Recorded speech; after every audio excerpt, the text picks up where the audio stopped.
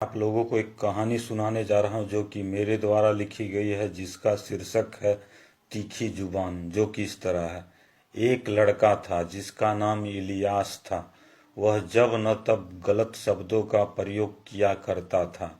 उसकी ऐसी हरकतों के कारण उसके घर के लोग हमेशा परेशान रहते थे। जब उसके दादाजी उसे कभी पानी लाने को कहते, तब वह धीमी स्वर में कहा करता, चुप रह बूढ़े, केवल परेशान करता रहता है। जब उसके पापा कभी सुन लेते तो उसे जोरों से डांट फटकार लगाया करते और गलत शब्दों का प्रयोग न करने की सलाह दिया करते। लेकिन इलियास पर ऐसी बातों का कोई असर नहीं पड़ता। जब कभी उसके पापा मारने को दौड़ते तो उसके दादाजी रोक लिया करते और बच्चे की नादानी समझ माफ कर देने को कहते।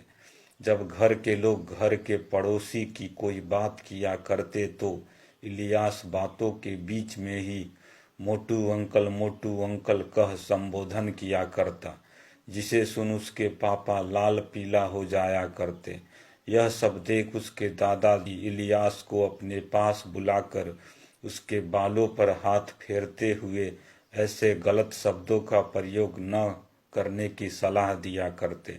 लेकिन इन सब बातों का भी कोई असर इलियास पर नहीं पड़ता और यह बोल पड़ता, मोटू अंकल को मोटू अंकल न कहूँ तो और क्या कहूँ। जब वह स्कूल जाता तो रास्ते में ही जहाँ तहाँ चला जाता और वह कभी भी समय पर स्कूल नहीं पहुँच पाता, जिस कारण से स्कूल के हेडमास्टर रोज उसे कुछ समय के लिए कक्षा से बाहर रहने की सजा दिया करते।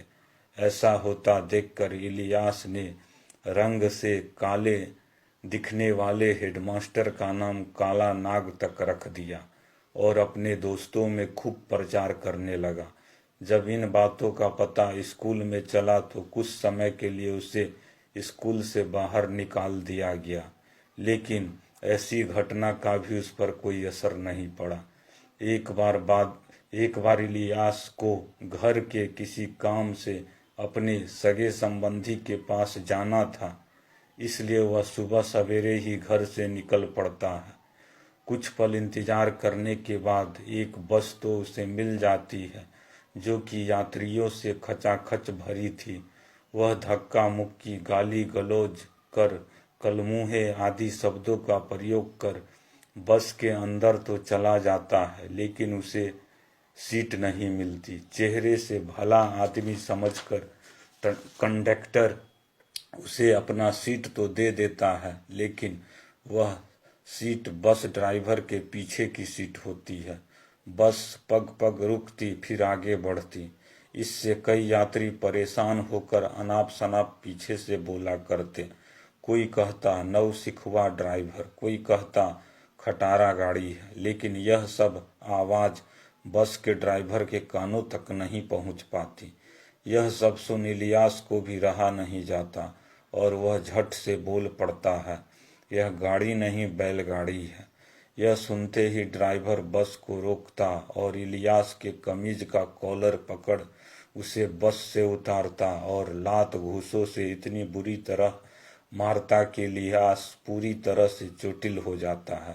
सारे यात्री मूक दर्शक बनकर देखते रह जाते, लेकिन किसी को हिम्मत नहीं होती कि उसे बचाने को जाते या कुछ बोलते। इस घटना के बाद इलियास पूर्ण रूप से बदल जाता है और फिर कभी बुरे शब्दों का प्रयोग न करने की प्रण लेता है।